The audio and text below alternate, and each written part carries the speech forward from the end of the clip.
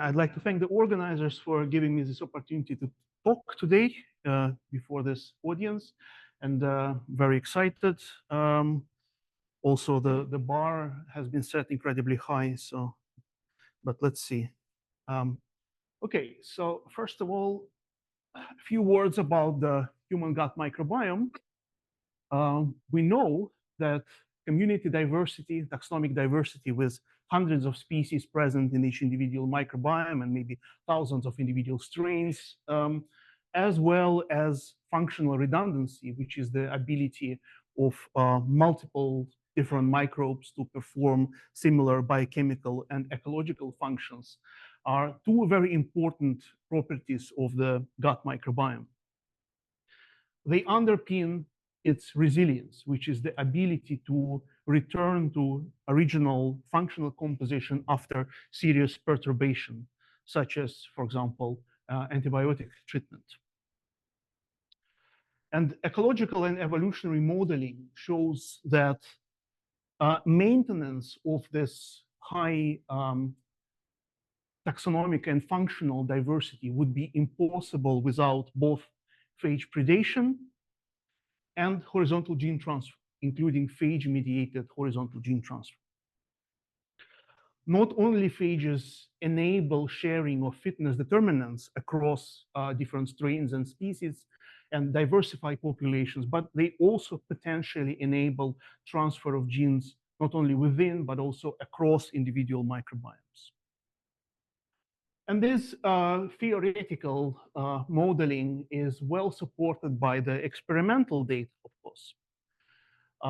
Repeated isolation of individual strains in longitudinal studies of the human gut microbiome shows rapid accumulation of HGT events, including phage-related HGT.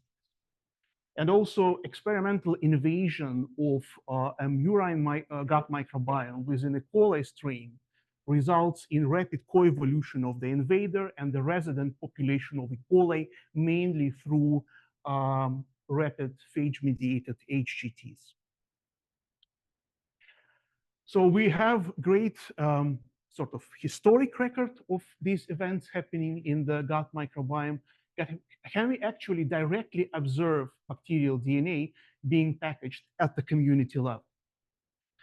And in our previous works with viral metagenomics, where we purify virus-like particles, extract their DNA, and sequence them, we would always find that a significant proportion of VLP-associated DNA is actually of bacterial and not viral origin. And we would normally dismiss it as contamination. However, in a recent pilot study, we decided to kind of delve a little bit deeper into this problem and see what actually is going on there. We took fecal samples from 3 healthy individuals, and we subjected them to ultra purification of virus-like particles. After performing cesium chloride gradient centrifugation, we isolated 2 major density bands from each of our samples, and then extracted DNA from these bands, high molecular weight VLP DNA, in a way that preserves DNA integrity, so minimally damaged high molecular weight DNA. And quite predictably, the majority of material extracted from the VLP fractions was of viral origin. Viral. The majority of DNA in the total community was of bacterial origin. But yeah, so that's viral, only small fraction in the total community, but the majority in the VLP fraction. But then bacterial DNA, which of course dominates total community, was also present in significant quantities despite our thorough purification in the VLP fraction, up to 5% of the VLP-associated DNA. Not only that, but also the composition, the taxonomic composition of this VLP-associated DNA was drastically different from that of the total community, with enrichment of a certain bacterial families, such as Rubinicocassia or this uncultured family UBA 660. Okay? So then we performed long-read nanopore sequencing of the high molecular weight DNA extracted from these bands. And well, somewhat to our surprise, when we looked at length of reads that we were getting from each of our samples from different bands, we saw that the reads actually produce very narrow and distinct bands of read lengths that were individual specific and that lie in the region between 4 and 100 kilobases. But most interestingly, inside each such individual peak, we saw DNA sequences that were both phage related and bacterial in origin. So we then tried to somehow explain this phenomenon, and we hypothesized that these individual peaks of read length correspond to individual types of phages, and in case of bacterial DNA, to individual types of transducing particles. And this is, of course, possible since phages tend to package DNA length in a very narrow range of sizes, which is specific to each single phage. And transducing particles formed by these phages normally contain DNA of comparable size, according to what we know from the literature. So by extracting minimally damaged high molecular weight DNA and directly sequencing it using nanopore technology, we were able to produce full genome-sized reads, or reads which correspond in their size to the complete DNA fragment packaged in transducing particles. So we decided to test if this interpretation was correct. We took some well-characterized model phages, like phage P22 in Salmonella, and we applied the same protocol to DNA extracted from the phage lysate. So we saw that we have full genome length reads mapping to the complete genome of Salmonella phage P22, as well as a certain percentage of reads of exactly the same length, 42 kb, 42.2 kb, which would map to the genome of its host in a manner that is consistent with generalized transduction. So it's a kind of a scatter of reads across the entire chromosome. And similar result we obtained with E. coli phage P1. So the phage itself, we got reads of approximately 95 kb for it, and then the reads mapping to the host chromosome will be exactly the same size. And again, they are scattered, which is indicative of generalized transduction.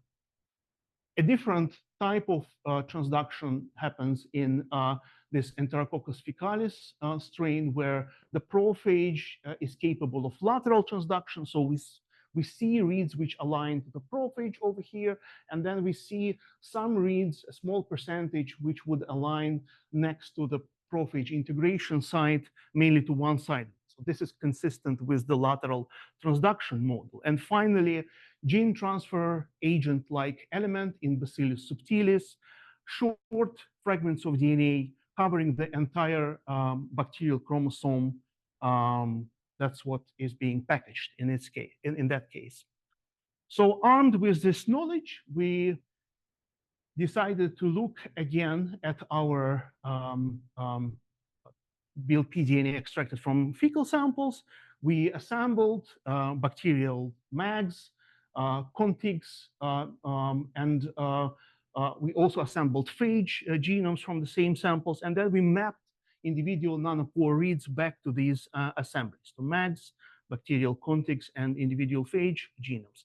And we immediately saw that these peaks of read length, they would produce very characteristic curves, each of which is associated with a particular species of bacterium or metagenomically assembled MAG genome, MAG in the sample.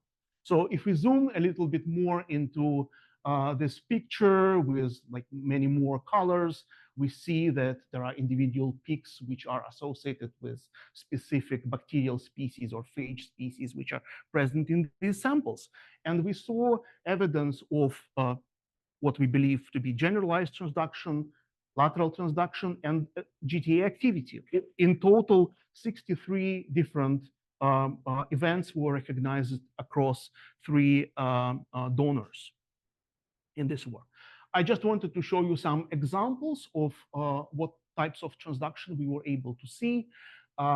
In this particular example, we have this uncultured bacterium with a weird name. It produces reads approximately 35 kilobase long, which are mapped almost more or less evenly along the entire chromosome, which is consistent with generalized transduction. A different example is this Bacteroides mag, where we see a prophage densely covered with full prophage-sized reads, but we also have some reads that originate at the PAC site, and then they extend into the bacterial chromosome to a distance which is equal to the size of packaged phage DNA, and then there is like a second wave of packaging originating from that site where the previous wave ended, and then it goes into the rest of the bacterial chromosome. So this is consistent with lateral transduction, of course.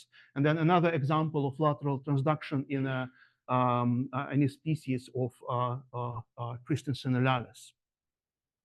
But the most striking and most widespread example type of transduction that we saw in these samples was GTAs, gene transfer agents, in the order Clostridialis. Different species, mainly coming from family Rubinecaceae and Asclepispiraceae. Most common type of DNA packaging, fragments which are 4.6 to 8.9 kilobases long, and especially prevalent in Faecalibacterium species, which is one of the main components of the human gut microbiome and the relatively understudied bacterium because it's incredibly difficult to work with. It's a very strict anaerobe. So we kind of focused on this particular type of GTA associated with Faecalibacterium, and we tried to identify inside mags that we assembled from 3 fecal samples operons that would be good candidates for this GTA particle production. And we found one which was 10.5 kilobases long in one of the mags. But what was more interesting is that a lot of other mags would contain homologous regions. And also, even more interestingly, almost all isolates of Faecalibacterium that are available from our in-house collection would also contain similar operons, which code for main structural proteins, main head and tail structural proteins consistent with podovirus-like morphology. We also took a few strains, this one in particular, and we grew them in the lab. And we basically noticed that if we incubate it for 72 hours after it enters the stationary phase, there is a noticeable lysis happening in the culture without any additional manipulations, without adding any inducers.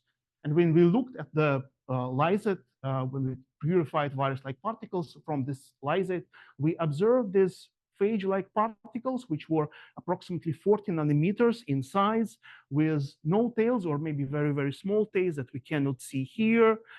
And then we did proteomic analysis on them using LCMS.